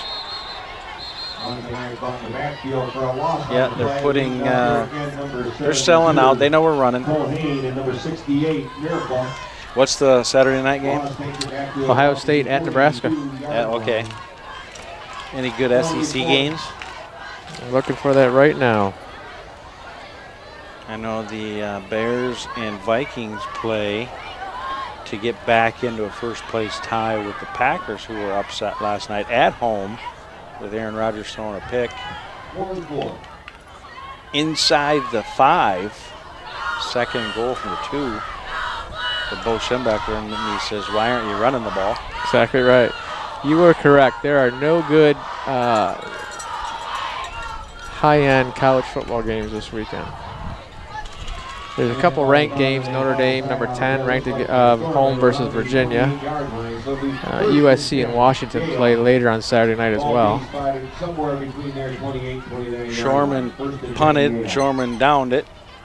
Brother to brother, not only had to throw him pass tonight and catch, but punt and down punt. So Craig, still in shotgun, twins near side, flanker right, gets the snap, throws it up. He's got a man. We missed him by a mile. Again, needs to put a little more air under that. Yeah.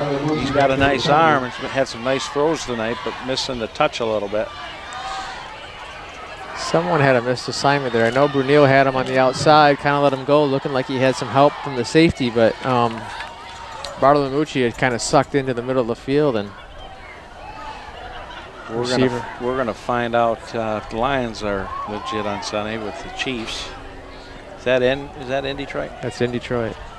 Mahomes, if I read an article correctly today, it'll be the first time Mahomes plays indoors in his career in the NFL. Really? And I think the point of the article was something to the effect that we've seen what he can do on grass. Imagine what he can do on turf. Yeah, that's and I think a certain team traded up for Trubisky over him. Yeah, they did. Craig in the shotgun still, twins near side. It's going to be a little out and up, same play. Much better read by Bartolomucci there. Had 2 on him there. Still is going to put a little more under that pass. 4th down, they're sending in their punt unit. 4th and 10. 3 straight incomplete passes.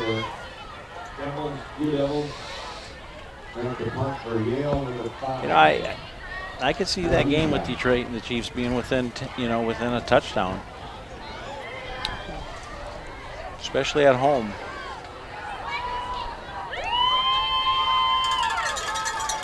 There is the best punt of the night for Yale. That one has a 10 to about a 21, 22-yard net. Yeah, I think Zach Ganowicz is probably wondering where that's been all night. They can finally connect it on one. Yeah, they definitely lost the field position battle in that first half and had no answer for the Blue Devils' first few drives with Montanari basically running untouched till 2 or 3 yards down the field. The push of the offensive line of the Blue Devils was quite impressive tonight, and then that opened up some passing lanes, and Shorman hit his receivers well tonight.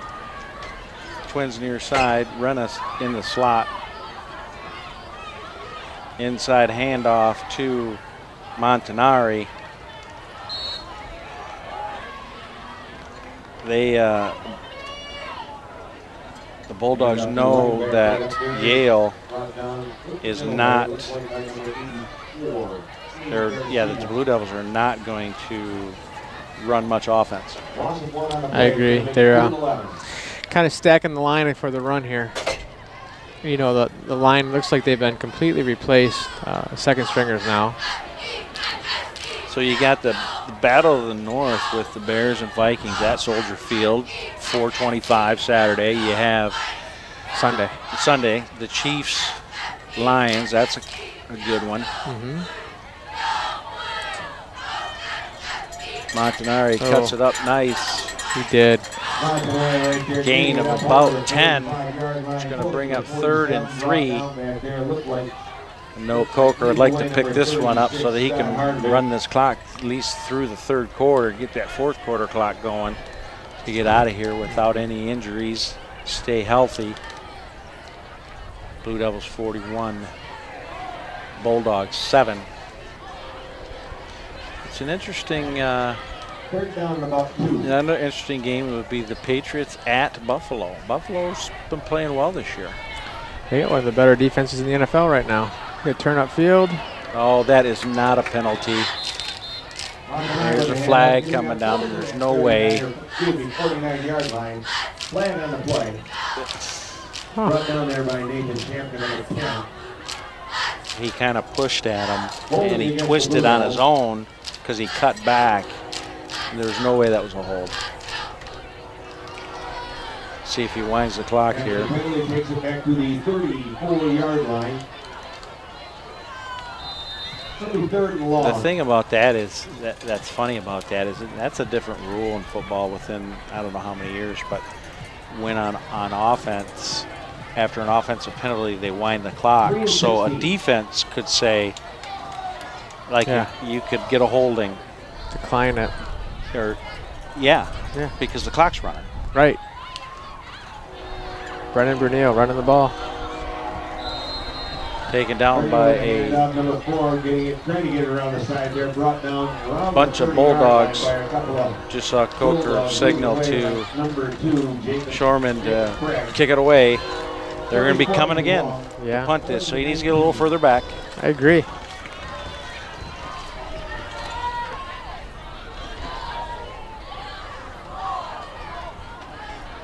Well, I'm sure that Coach Coker's philosophy in this 4th quarter is going to change a little bit. Great opportunity to get some other reps for some kids with the injury bug this year. Not a bad kick. Not a bad one. 30 yards. It'll be blown dead at about the 40 with 1 minute to go, 3rd quarter. Been all Blue Devils. Timeout, Yale. I don't quite understand that. Change of possession, 1 minute to go in the 3rd.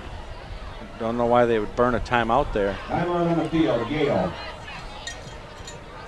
Because the clock wasn't going to start. Exactly.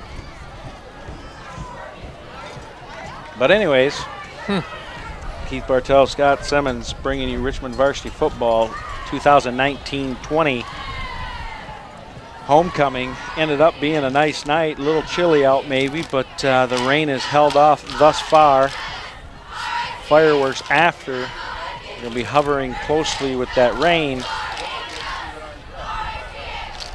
Tyler Blish and Tristan Dooley on camera. Jason Robbins is our producer. Check us out on Richmond TV 12 YouTube channel for many Richmond community events, both for schools and the city of Richmond. You know, during the time out here, it's kind of neat to point out one of the cool things with homecoming. A lot of former students will come back to the game, and I don't know if our monitor's not working right now, but if the camera can see it, the cheerleaders from past years are down there joining in, trying to get the crowd fired up, enjoying the festivities down there. That is always neat, and I know Coach Kelly Mathis has always encouraged them to come back and be part of the program. Yeah.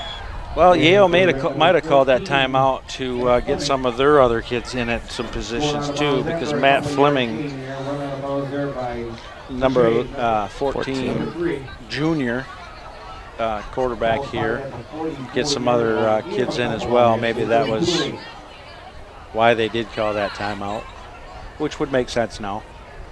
Same offense, Fleming in shotgun, Twins near side. Inside handoff met immediately by 56. That's Luke Brand. No, I'm sorry, Gavin Resk. I know Luke Brand's out there, but nice play. Gavin Resk.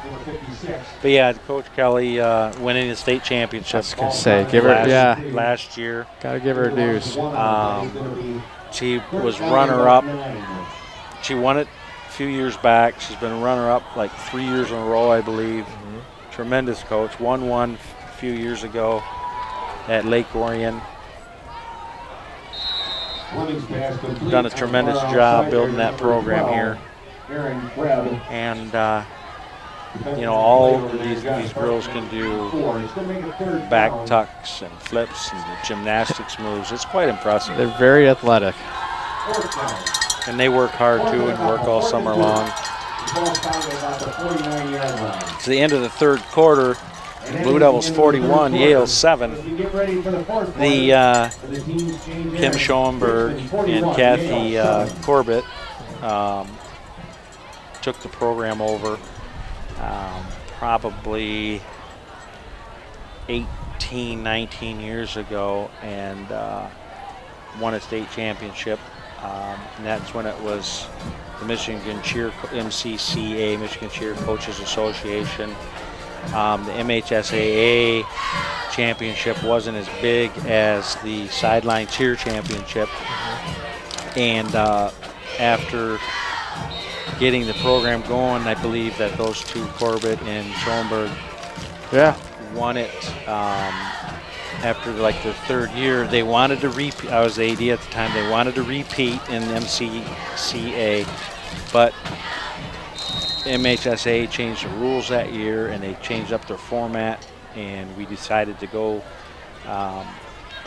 through the MHSAA. It was more, that was almost a pick six. And then a catch by 12. Complete on the outside, it looked like the number 12. But, you know, they were a little frustrated because they couldn't go get a chance to repeat.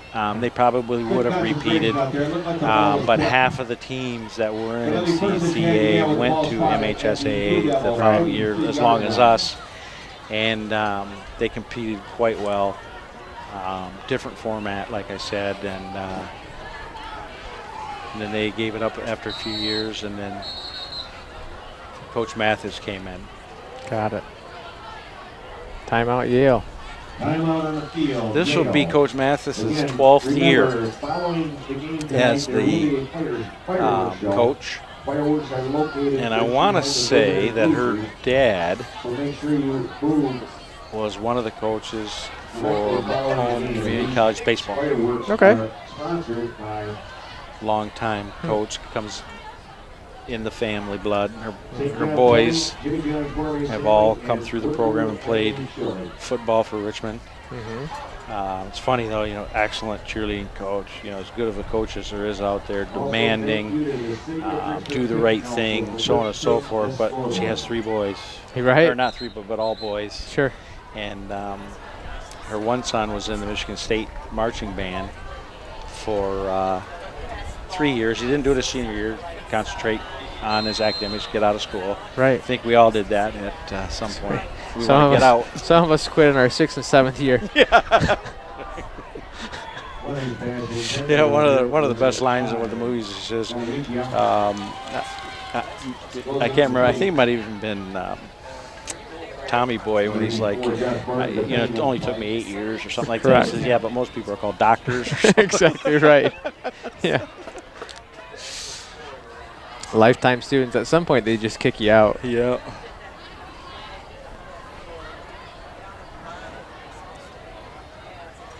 Well, it was good to see that Yale, I don't want to say throwing a towel because their kids need reps as well.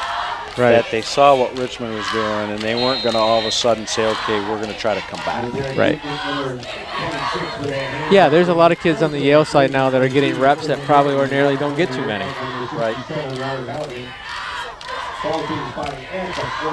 So bring up 4th and 3rd and 6.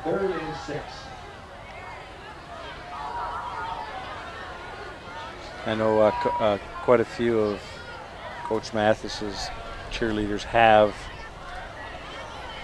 coached in or cheered in college. Mm-hmm.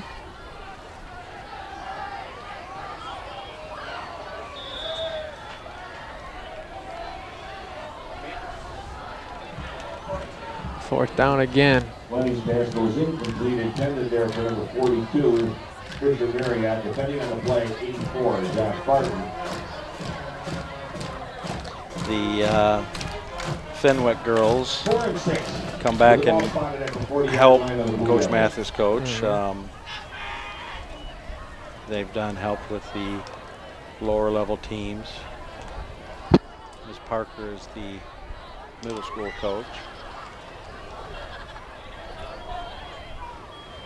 Flag on the play. He's going to run it. Looks like it's going to be a free he's quick. play. He is quick. See what this call is. Probably not false start because they let it go on. See what he says. False start it is, so they're going to have to earn it again. But, we talked about Coach Coker in many of our broadcasts, and he's done a tremendous job here keeping the Blue Devil program going. And, he's got a great coaching staff underneath him with Shorman, the boys' dad, Don Rhoda, and Randy Jarmega. I know he does a lot of the offensive, defensive line. Brandon Day, Preston Trent, Sean Misko. Timeout. Yale. Coach Day does his middle school, and he's Pied Piper for him. And I know he's done the freshman for many years and went back to the middle school team this year. And he's got 30-some kids on the team, half 15 8th graders or so, 15 7th graders or so. So the numbers are only going to get better. Thinking in a couple years that we might be able to add a freshman team again. Right. Misko, a Richmond grad, coming back to teach and coach, to get back. Has lots of coaching experience.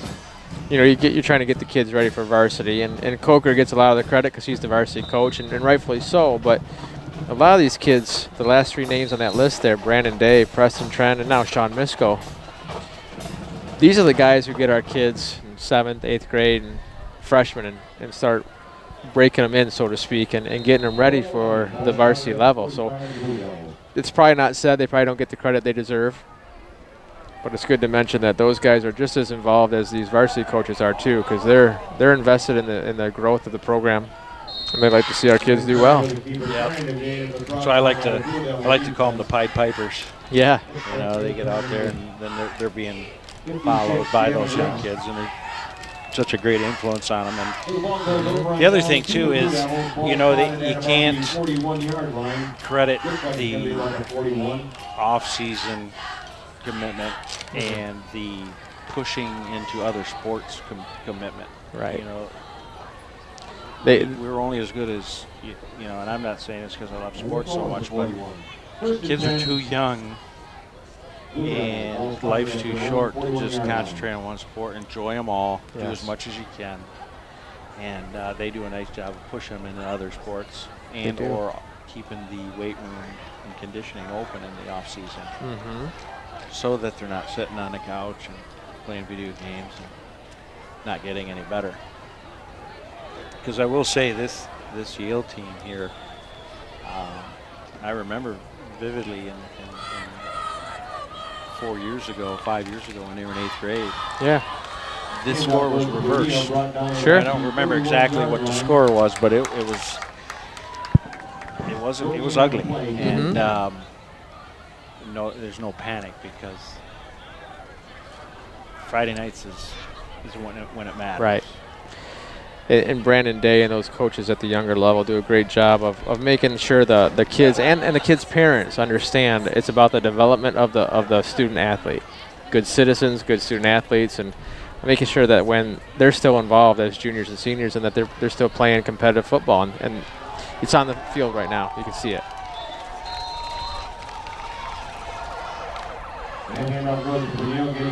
Neal, nice run play there. He's got some explosiveness through the hole there. Yes. It's good to see him and get in the game. Now, that's a kid, I don't think he's played football his whole life. He used to be a hockey player, and a really good hockey player at that. And now he's on the football field and contributing, and that's good to see.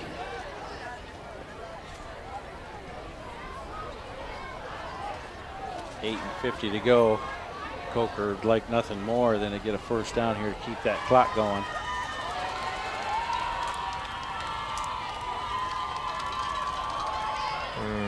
I made a prediction to Miss Debbie Michon, the old high school principal. She's sitting up here next to us, and I made a prediction that the second half was going to be done in about a half hour with the running clock. You failed her. I failed her, and I didn't knock on wood when I said that. Again, not for any other reason than to avoid injury. Avoid the rain. And avoid the rain. Snow coming, you want to get, or homecoming, you want to get those fireworks in. Exactly. Shorman's back. He's a little bit deeper than he was the time that it got blocked. Got it away. Oh, this is returnable. This is. He's trying to get outside. Wesley Peters with contain over there. No, got her on the edge. End up running out of bounds at about the 34, 35. See where they spot it. Bulldogs will take over. 7:48. Down 34. Bartels, Scott Simmons, Jason Robbins, our producer. Tonight, Tyler Blish and Tristan Dooley on camera. Doing a nice job. We're sitting here in the easy part where it's warm and no rain, but they're lucked out tonight too. No rain up on the roof, and might just be a little chilly, but other than that, turned out to be a nice night. Yeah, the flag, there's no wind out there, nothing right now. It's nice. Fleming back, looking as a man, good coverage, and the flag. It's going to be declined unless they want second and 4 or first and 5. Is pass interference a 5-yarder now, or they bumped that up to about 15 from the line of scrimmage? It's a spot foul in high school? I don't think it's a spot foul in high school. I think it's 15 from the previous line of scrimmage. Yes, should have been. That's a little ambitious by the referees. Yeah. It's not add on to the end of the run. No. I think the Richmond coaches are on it, and we're going to. Yeah, he's going to say that's not a spot foul, but so it should be ball at about the 45-yard line. Yeah, you move it back 6 yards. And I think the ref was like, I don't want to correct it. I want to get the clock going. He's packing it in too. Another pass out. Ooh. Ball's incomplete. Nice defense there. Josh Barton. Josh Barton. Defending on that play is Josh Barton, number 84. So we have second and 10. Second and 10 and 7 and 24. Ball at the 38-yard line. So a battle next week Yeah. Blue Devils come in 5-0, looking for that magic number 6 against a tough North Branch team that I know beat the Blue Devils last year up there. And I know Coker wants another chance at them. Last year, I don't know if you went to the game. I did. Up at North Branch, it was about 30 degrees, We're banged up. sideways rain, miserable weather, miserable conditions. Lost 37-0. And you know, North Branch put it to us. You know, they lined up, hit us in the mouth, and just ran the ball all over the place. But I think if you get decent weather and Richmond can throw the ball a little bit, probably a different story. Well, there's going to be some revenge and wanting to get them back. That's a good motivator.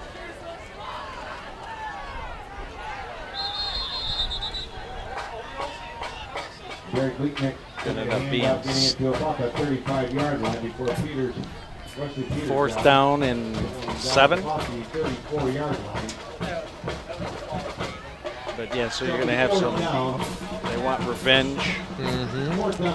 You want to stay in the Blue Water Area Conference Championship race. Exactly If you right. win that one, you should beat Imlay City. Then it's Almont home for all the marbles. Right. That's what they want. That's what they're going to fight for. Probably starting Sunday night if they film session. Dropped it. Blue Devils will take over on downs. 42 goes incomplete. And you're also chasing that playoff spot. That's right. And, you know, the big difference between 6-3 and 7-2. 7-2, depending on what region you're in, you might be hosting a playoff game. Right. 6-3, you're not. Right. You're going to be the 3 or 4 seed. Again, depending on what your region is or district. And that matters. Home field advantage in those couple. And you go 8-1, 9-0, you're hosting district championship, maybe first round of the regional, which is like a quarterfinal. Bernio with the hand up, getting it to about the Bernio gain of about 2. It looked like more because it was a delayed deep in the backfield handoff. Joe Donovan.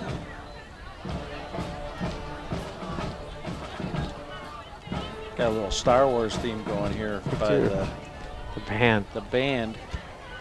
Bonus points for Star Wars. Yes, Thursday was Star Wars Day in the middle school. Wore my Darth Vader shirt. Took everything I had to wear it. That was for the kids. Yes.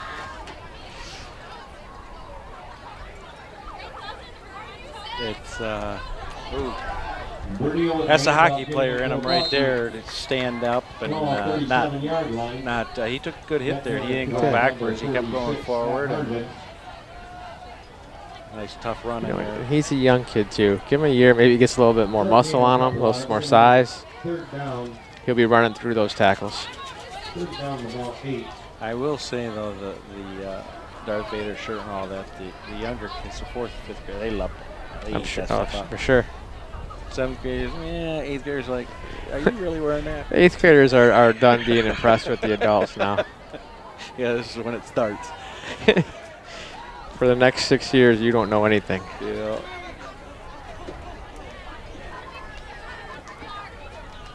Sharman waiting for the official. There he is. Oh boy. He's got to run. Oh, don't. Oh, why would you hit him? And Bernio takes it into the end zone. On the field here. It should have counted. It's going to be a block in the back. Yeah. Why would he even touch him? Yeah. That is just not smart football. You have to. It's clear as day. I know he's holding his hands up like what, but he absolutely. Oh, they picked it up. Oh my goodness, they picked it up. They picked up They the picked flag. up the flag. What a gift. There's no flag. It was clearly. Oh boy.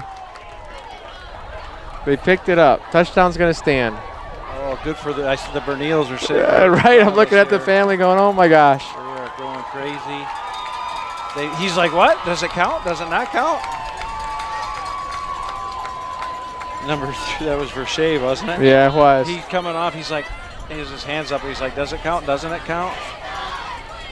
And that was a 63-yard touchdown run for scrimmage.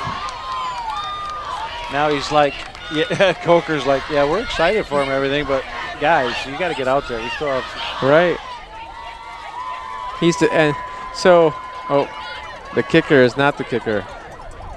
No, Barton's going to do the extra point. And that's going to be a flag.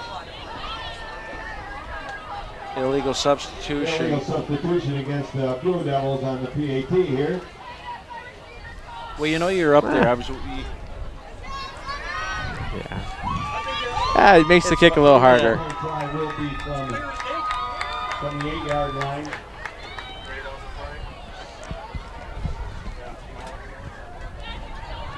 No.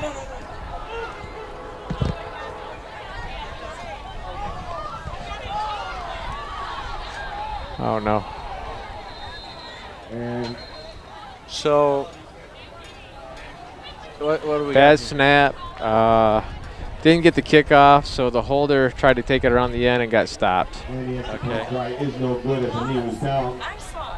So Blue Devils 47, Yale 7. 3:56 Great to see Brennan Bernil running that in for a touchdown. And we were saying on the drive, he's getting up through there quick and He did. some good hard runs. And He hit the hole straight ahead, no hesitation. And that's key, because you know in this football game, those holes aren't there very long. The window of opportunity is pretty small. Yale's going to want an explanation of why that flag was picked I up. would be asking for one too. I'm glad it was for Bernil's sake, but The block meant nothing as part of the play. He was going to score no matter what. Right. The game. The fireworks are located or will be located behind the visiting bleachers. good for him. That's one of those situations where if you see the back of the jersey, you see the back number, you don't hit. Don't hit him. You know, your head has to be in front. And it's starting to rain. Yeah.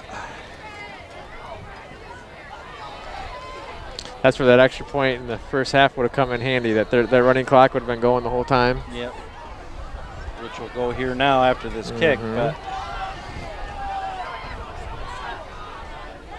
the umbrellas are coming out. Some of the faithful are starting to hit the exits. You and I got a son to track down. Nice kick. Fielded inside the 5-yard line.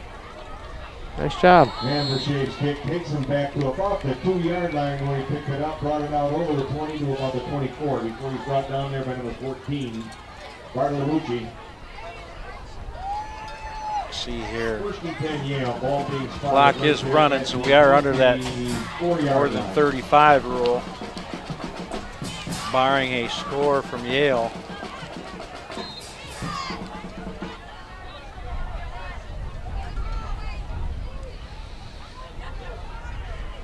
Fleming at quarterback.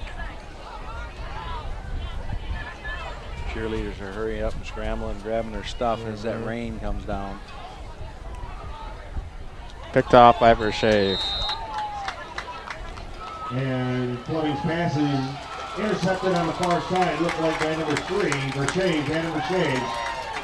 Vershave with the interception.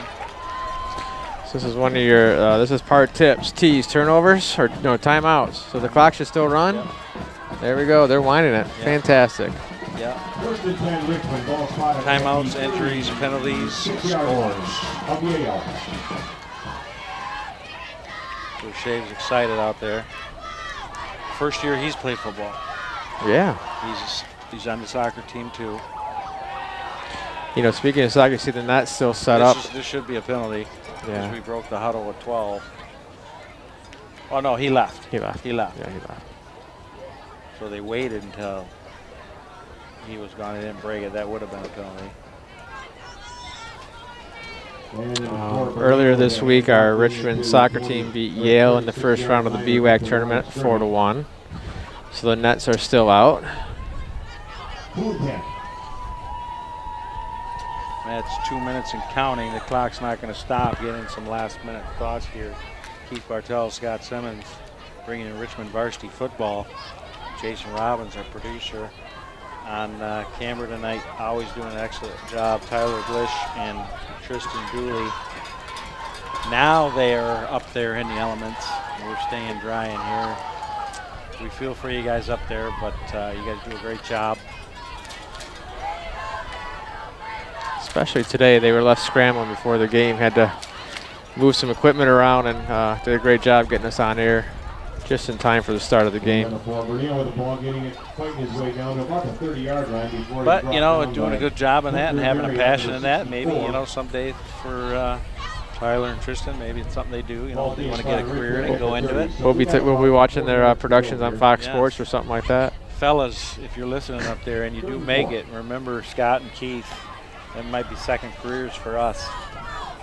Speak highly. That's right. Minute and counting. Blue Devils staying undefeated, 5-0. Sets up a excellent matchup next week as North Branch comes to town.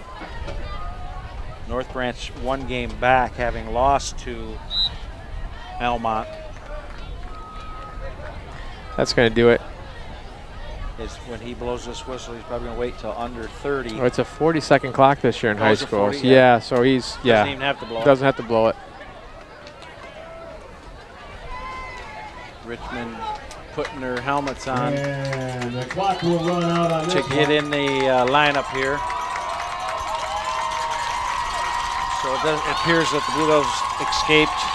Hopefully not a lot of injuries.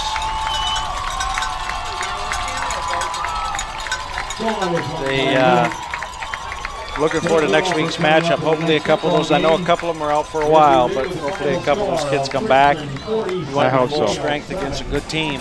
North Branch is a tough team. To make a nice playoff push, and the more games you win, the better seeds you are to host. Keith Bartel, Scott Simmons, Jason Robbins, producer, Tyler Blish, Tristan Dooley on camera. Blue Devils are 5-0 on this homecoming night. Richmond TV 12. Check us out. Any final words, Coach?